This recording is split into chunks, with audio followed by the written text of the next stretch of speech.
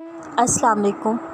اللہ چاہے ایک پل میں کر لے قبول، مگر یہ دیری تمہاری حفاظت کے انتظامات ہیں۔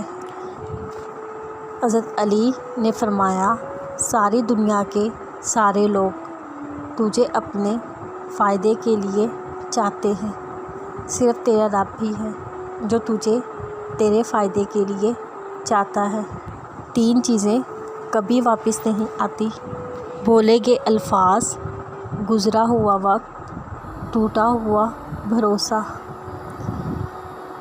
کسی سے اتنی توقعات وابستہ نہ کریں کہ ان کی ذرا سی بے رخی سے آپ خود ٹوٹ جائیں۔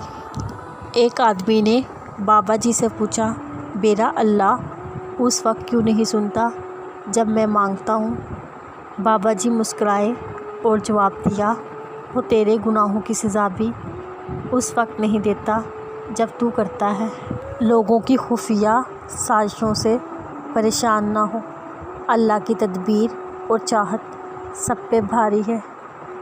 رب کو ٹوٹے دل سے بے حد محبت ہے، اسی لیے دکھی دل والے رب کے قریب ہونے لگتے ہیں۔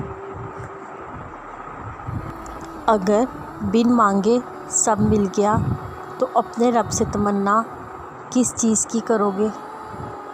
خاموشی ایک عظیم نعمت ہے، خاص طور پر اس وقت جب اختلافات زیادہ ہوں، آوازیں بلند ہوں، علم کی کمی ہو، دلیل کی کوئی اوقات نہ ہو۔